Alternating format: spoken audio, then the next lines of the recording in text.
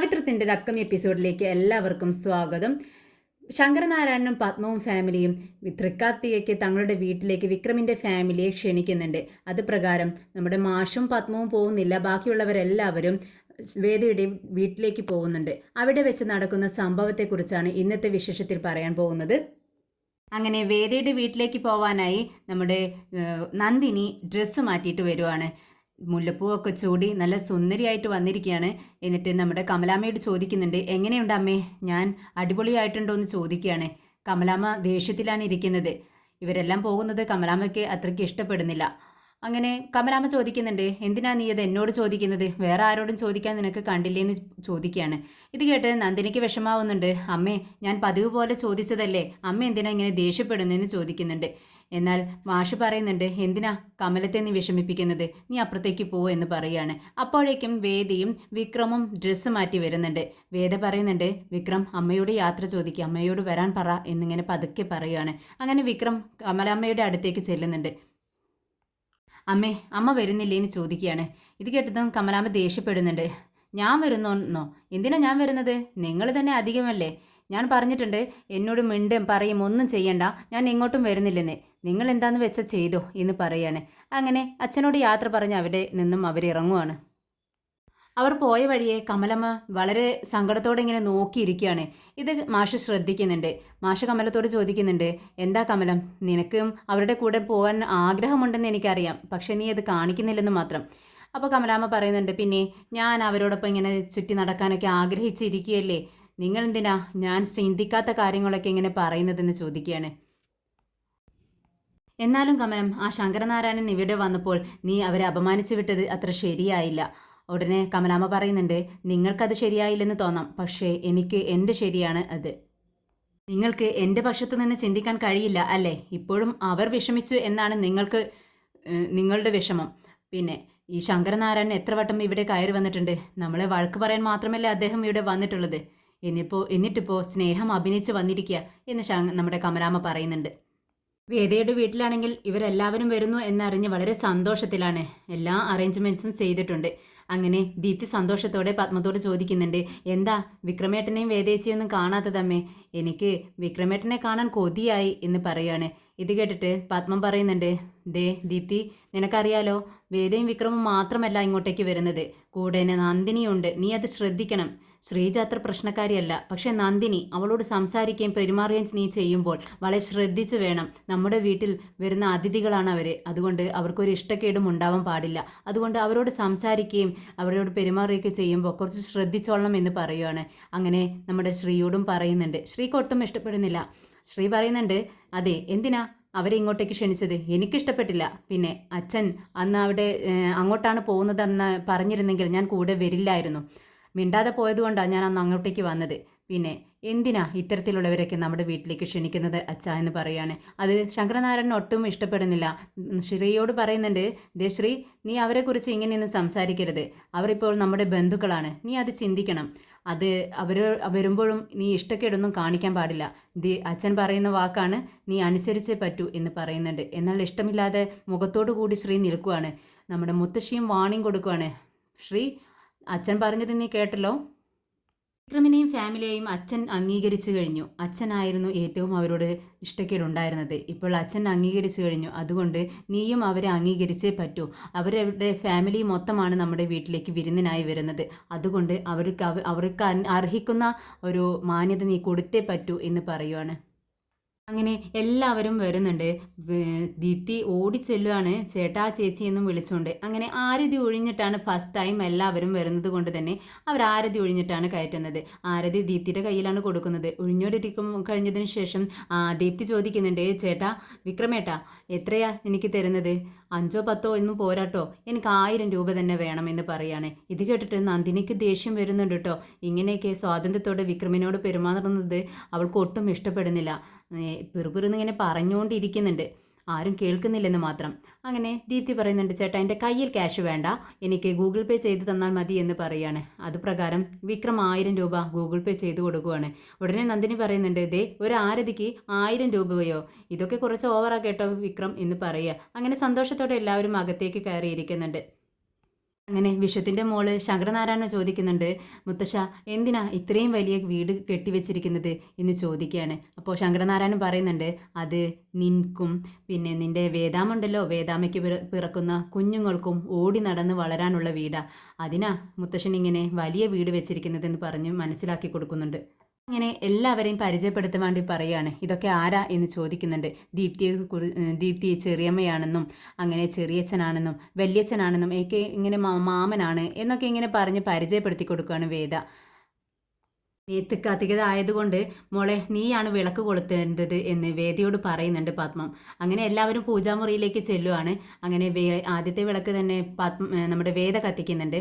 അങ്ങനെ എല്ലാവരും വേദയും വിക്രമും ഒക്കെ അച്ഛൻ്റെയും അമ്മയുടെയും മുത്തശ്ശിയുടെയൊക്കെ അനുഗ്രഹം വാങ്ങിക്കുകയാണ്. അങ്ങനെ ഒരു ഗിഫ്റ്റ് കൊടുക്കുകയാണ് നമ്മുടെ വേദയ്ക്കും വിക്രമിനും. ശങ്കരനാരായണൻ പറയുന്നുണ്ട്, അത് നിങ്ങൾക്ക് ഞാൻ വിവാഹം കഴിഞ്ഞ ഉടനെ തന്നെ ഒരു മാലയോ റിങ്ങോ ഒക്കെ ഞങ്ങൾ ഗിഫ്റ്റായി തരേണ്ടതായിരുന്നു വിക്രം.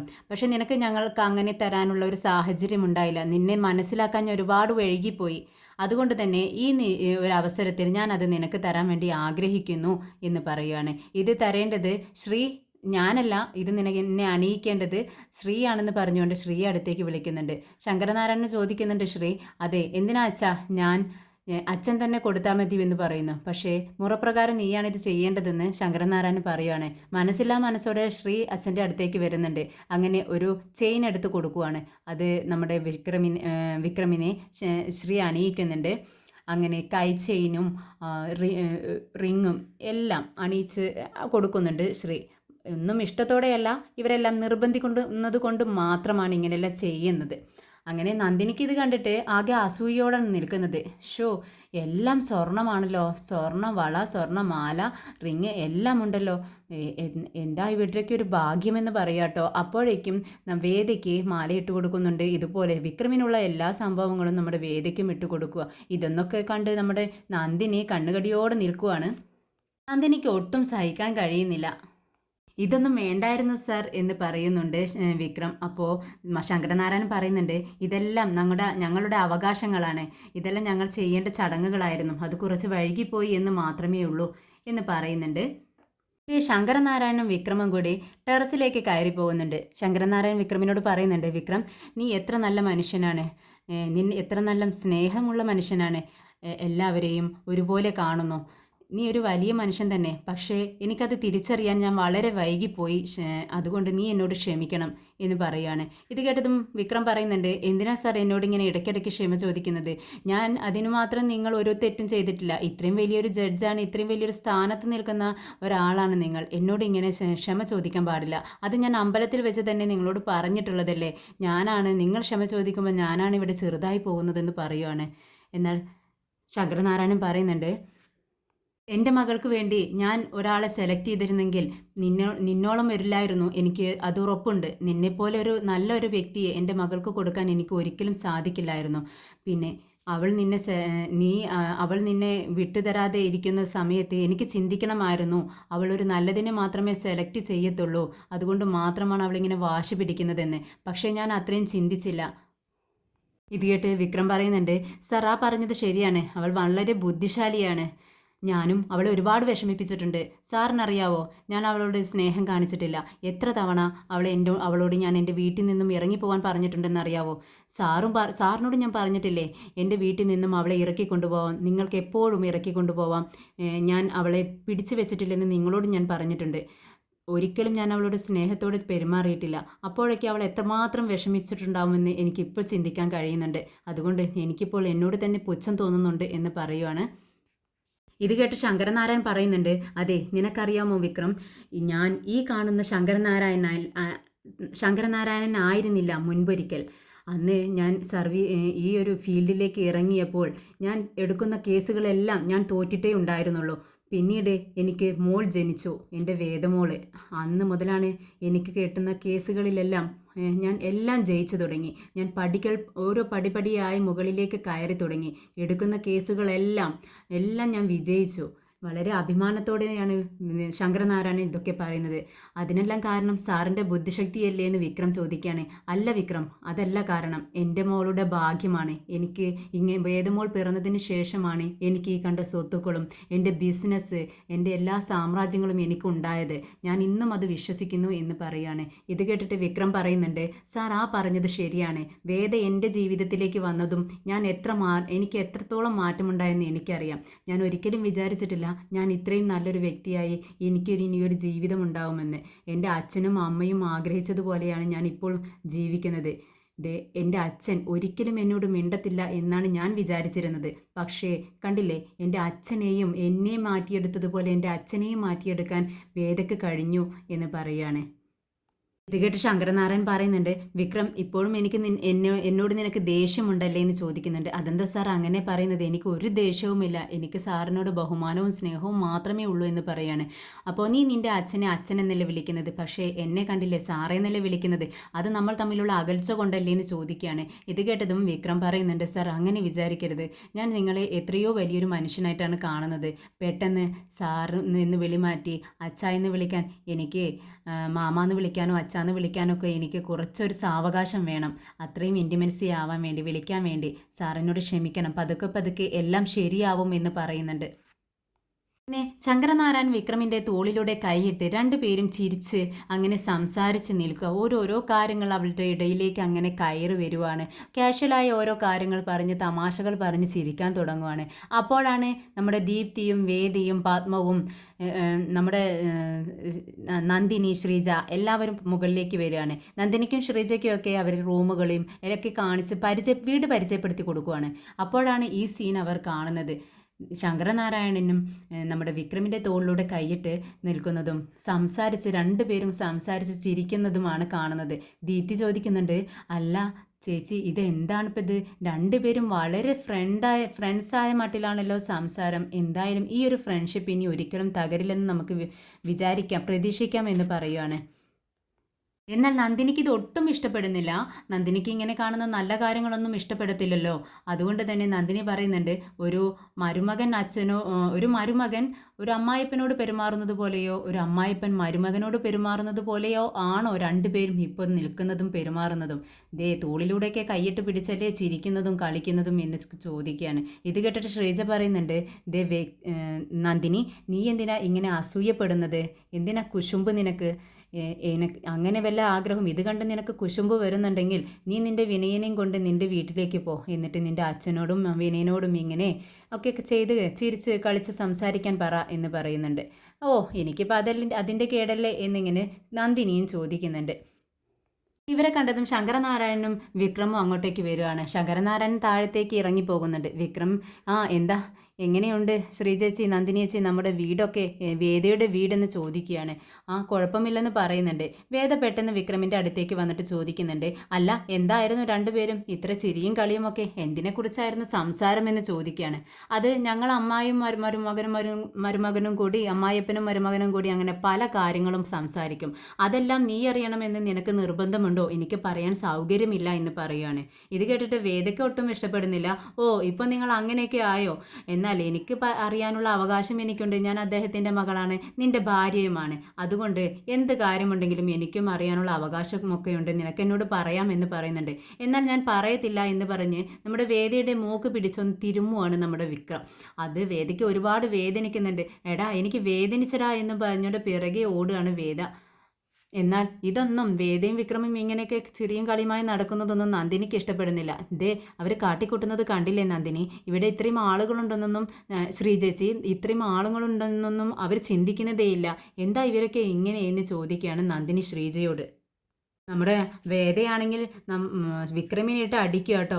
വേദേ നീ എന്താ ഈ ചെയ്യുന്നത്? എനിക്ക് വേദനിക്കുന്നുണ്ടേ എന്നിങ്ങനെ വിക്രം പറയുന്നുണ്ട്. നിനക്ക് വേദനിക്കുന്നുണ്ടല്ലേ? നീ എൻ്റെ മൂക്ക് നോക്കിയ ചുമന്ന് തൊടുത്തിരിക്കുന്നു. നീ പിടിച്ച് തിരിച്ചു ഇതുകൊണ്ടല്ലേ ഇങ്ങനെ എന്ന് ചോദിക്കുകയാണ്.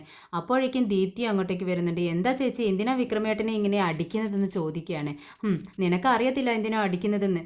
കണ്ടോടി എൻ്റെ മൂക്കെന്ന് ചോദിക്കുന്നു. അപ്പോഴേക്കും ഇവരുടെ ഈ വഴക്ക് കേട്ടിട്ട് നമ്മുടെ പത്മവും എല്ലാവരും അങ്ങോട്ടേക്ക് വരിക. എന്താ മോളെ, നീ എന്തിനാ അവനെ ഇങ്ങനെ വഴക്ക് വഴക്ക് പറയുന്നത് എന്ന് ചോദിക്കുക. അപ്പോഴേക്കും വിക്രം പരാതി പറയാൻ തുടങ്ങി. അമ്മേ, ഇവൾ ഇങ്ങനെ തന്നെയാ, വീട്ടിലായാലും ഇങ്ങനെ തന്നെയാ, എന്നെ ഇട്ട് അടിക്കുന്നു അമ്മയെ പറയുക. ഇത് കേട്ടതും അവനാ എന്നെ എൻ്റെ ദേഹത്ത് എന്നെ ഉപദ്രവിച്ചത് കണ്ടില്ലേ, എൻ്റെ മൂക്കെന്ന് പറഞ്ഞ് കാണിച്ചു കൊടുക്കുമ്പോൾ പത്മം പറയുന്നുണ്ട്, നീ എന്തിനാ എപ്പോഴും അവൻ എന്ന് വിളിക്കുന്നത്? ഭർത്താവിനെ ഇങ്ങനെയാണോ വേദ വിളിക്കുന്നത്? നിനക്കെന്താ ഒരു ബഹുമാനമില്ലാതെ? ഇത് കേട്ടതും വിക്രം ഒരു പടി അങ്ങ് മുകളിലേക്ക് കയറുകയാണ്. തനിക്ക് സപ്പോർട്ടായി പത്മം നിൽക്കുന്നുണ്ടല്ലോ എന്നുള്ള സന്തോഷം.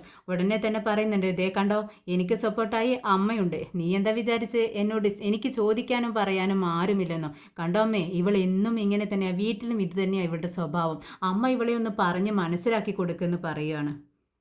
പിന്നെ പത്മ പറയുന്നുണ്ട്, ദേ നിന്റെ കുട്ടിക്കളിയൊക്കെ മാറ്റാനായി കേട്ടോ വേദേ. ഇനി മേലാൽ നീ ഇവനൊന്നും വിളിക്കരുത്. വിക്രം അങ്ങനെ എങ്ങാനും വിളിച്ചാൽ നീ എന്നെ വിളിച്ച് വിവരം പറയണം. അവൾക്കുള്ളത് ഞാൻ കൊടുത്തോളാം എന്ന് പറയുകയാണ്. പിന്നീട് വേദ അവിടെ നിന്നും പിണങ്ങി താഴേക്ക് പോവാണ്. എല്ലാവരും താഴെ എത്തിയതും നമ്മുടെ പത്മവും മുത്തശ്ശിയൊക്കെ എല്ലാവർക്കും സീഡ്സ് എടുക്കുകയാണ്. എല്ലാവരും സീഡ്സ് കഴിച്ചുകൊണ്ടിരിക്കുകയാണ്. അതിനിടയിൽ ഒരു ടിഷ്യൂ എടുത്ത് കൈ തുടച്ച് നമ്മുടെ വിക്രം അത് ചുരുട്ടി ബാസ്ക്കറ്റിലേക്ക് എറിയുകയാണ്. ഇരുന്ന ഇരിപ്പിൽ തന്നെ ദൂരെ കാണുന്നത് ബാസ്ക്കറ്റിലേക്ക് അത് വീഴുന്നത് കണ്ട് എല്ലാവരും കൈ കൊട്ടുകയാണ്. ഉഷാറായിട്ടുണ്ടല്ലോ വിക്രമേട്ടാ, അതെന്തായാലും കലക്കി എന്ന് ദീപ്തി പറയുക. ഇത്രയും ഉന്നമോ നമ്മുടെ വിക്രമേട്ടനെന്ന് ചോദിക്കുന്നുണ്ട്. ശങ്കരനാരായണൻ അത് ഇഷ്ടപ്പെടുന്നുണ്ട്. അപ്പോഴാണ് നമ്മുടെ ശ്രീ പറയുന്നത്, ഇതൊക്കെ ഒരു ഇത്ര ബുദ്ധിമുട്ടുള്ള കാര്യമാണോ? ആർക്കാ ഇതൊക്കെ ചെയ്യാൻ പറ്റാത്തത് എന്ന് ചോദിക്കുകയാണ്. എന്നാൽ നീയൊന്ന് ചേട്ടനൊന്ന് കാണിക്കേ, വിക്രമേട്ടൻ ചെയ്തതുപോലെ ശ്രീയേട്ടനൊന്ന് ചെയ്ത് കാണിച്ചേ എന്ന് ചോദിക്കുകയാണ് ദീപ്തി. അതിനെന്താ കുഴപ്പമെന്ന് പറഞ്ഞ് അവിടെ ഉണ്ടായിരുന്ന ടിഷ്യൂ കയ്യിലെടുത്ത് അതുപോലെ ചുരുട്ടി അങ്ങ് ദൂരേക്ക് എറിയാണ് ബാസ്ക്കറ്റിലേക്ക്. പക്ഷേ അത് ബാസ്ക്കറ്റിന് പുറത്തേക്ക് ആണ് പോകുന്നത്. അങ്ങനെ നന്ദിനി പറയുന്നുണ്ട്, കണ്ടില്ലേ, ഇപ്പോൾ വിക്രമിനെ പോലെ ചെയ്യാൻ നിങ്ങൾക്ക് കഴിഞ്ഞോ? വിക്രമിനെ പുച്ഛിച്ചതല്ലേ നിങ്ങൾ? പക്ഷേ ആരാ ഇപ്പോൾ വിജയിച്ചത്? വിക്രമല്ലേ എന്ന് പറയുന്നുണ്ട്. എന്നാൽ നമുക്ക് നോക്കാം ആരാ ജയിക്കുകയെന്ന്. വിക്രം ഒരു ടീമാവട്ടെ, ഞങ്ങളൊരു ടീമെന്ന് പറഞ്ഞ് 2 ടീമായി തിരിക്കുകയാണ് അവർ. അങ്ങനെ നമുക്ക് ഇങ്ങനെ ഒരു ഗെയിം കളിക്കാമെന്ന് പറഞ്ഞുകൊണ്ട് അവർ കളി തുടർന്നുകൊണ്ടിരിക്കുകയാണ്. എല്ലാത്തിലും വിജയിക്കുന്നത് വിക്രമിൻ്റെ ടീം. ശ്രീയുടെ ടീമിലാണ് നമ്മുടെ ശങ്കർ